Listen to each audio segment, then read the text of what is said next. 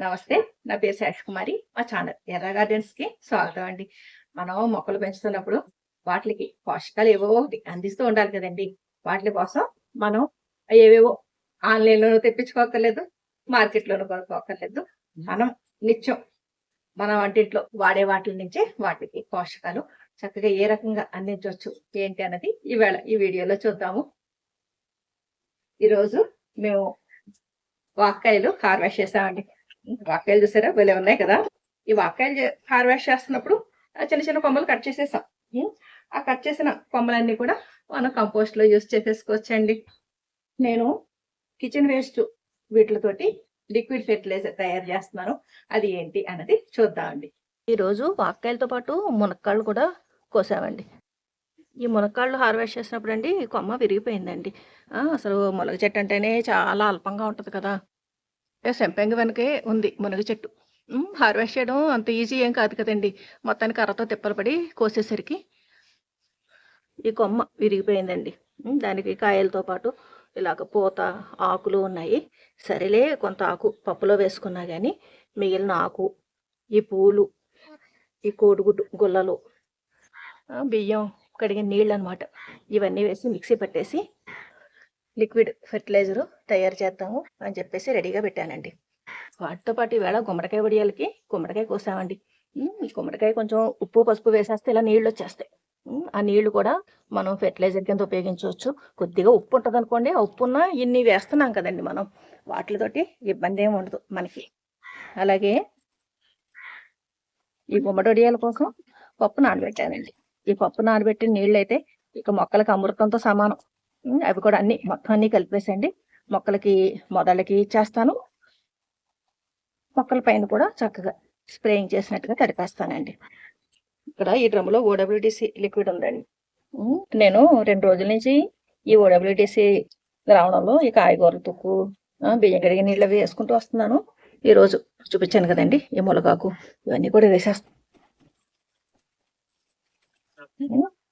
అలాగే ఈ పప్పు ఇంకా కడుగుతూ ఉన్నాను. ఈలోపు చూపిద్దామని కొంతవరకు తీసానండి. ఈ పొట్టు, అలాగే ఈ నీళ్లు కూడా ఫస్ట్ వచ్చే నీళ్ళే వేస్తానండి. ఆ తర్వాత ఇంత కాన్సన్ట్రేషన్గా రావు మనకి. వాటితో పాటు కొద్దిగా బెల్లం ముక్క. ఇది బియ్యం కడిగిన నీళ్ళండి. బియ్యం పప్పులో కడిగిన నీళ్లు, కాయగూర కడిగిన నీళ్ళు అనమాట. వాటితో పాటు కడిగేసి ఇవన్నీ కోడిగుడ్డు గుల్లలు కూడా వేసినారు కదండి, దాంతో చక్కగా మొక్కలకు కావాల్సిన కాల్షియం కూడా అందుతుంది. ఈ మునగాకు వేయడంతో అండి మొక్కలకి వేరు వ్యవస్థకి కానీ ఆకులు ఎక్కువ రావడానికి, కొమ్మలు ఇవి బాగా పెరిగి పూత ఇవన్నీ రావడానికి ఛాన్స్ ఉంటుంది అన్నమాట. బెల్లం ముక్క కూడా వేసేసాను కదా, ఆ బెల్లం ముక్క మెల్లిగా కరిగిపోతుందండి. మనం ఈ బకెట్ని ఒక 3-4 రోజుల పాటు మన ఇంట్లో వచ్చే కిచెన్ వేస్ట్ ఇటువంటి వాటితోటి నింపుకోవచ్చండి.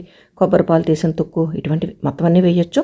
మొక్కలకి ఇచ్చినప్పుడు డైల్యూషను 20 లీటర్ల నీటికి మొక్కల వయసును బట్టి 2 నుంచి 3 మగ్గుల వరకు ఇచ్చుకోవచ్చండి. మనం ఇలాగా లిక్విడ్ ఫెర్టిలైజర్స్ తయారు చేయడం కోసం ఐరన్ పాత్రలో ఉపయోగించకూడదండి. అంటే ఇనప బకెట్లు అటువంటివి ఉపయోగించకూడదు. కొంచెం గాలాడేలాగా మూత పెట్టాలండి. అలాగే మరి ఎండలో పెట్టకూడదు, సెమీ షేడ్లోనే పెట్టుకోవాలి. ఒక వారం రోజుల్లో అన్ని రకాల పోషకాలు ఉండి లిక్విడ్ ఫెర్టిలైజర్ రెడీ అయిపోతుందండి.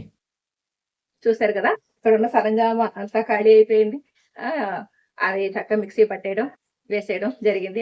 ములగాకు, కోడిగుడ్డు గుల్లలు, ఉల్లిపాయ పొట్టు, ఇలా ఇవన్నీ కూడా చక్కగా మిక్సీలో పట్టేసి వేసేయడంతో అండి ఆ పోషకాలన్నీ బాగా దిగుతాయి అనమాట. దిగండి మనం బెల్లం ముక్క కూడా వేయడంతో బాగా ఫెర్మెంట్ అవుతాయండి. ఇలాగా మనం ఇటువంటి లిక్విడ్ ఫెర్టిలైజర్స్ మధ్య మధ్యలో ఇస్తూ ఉన్నాం అనుకోండి, మొక్కలు కూడా వేరు వ్యవస్థ బాగా డెవలప్ అయ్యి అవి కూడా బాగా హెల్దీగా పెరిగండి, ఎక్కువ గుబురుగా రావడం, పూత పిండి ఎక్కువ రావడం జరుగుతుంది.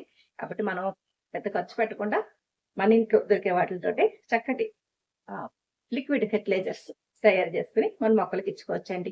మొదలకి ఇచ్చుకోవచ్చు, అలాగే మొక్క తడిచేలాగా కూడా మనం వేసుకోవచ్చు. చూసారుగా, ఈ వీడియో మీకు ఉపయోగపడుతుందని భావిస్తున్నాను. ఈ వీడియో పైన మీ అభిప్రాయాలు కామెంట్ సెక్షన్లో తెలియజేయండి. సర్వే జన సుఖినో భవంతు.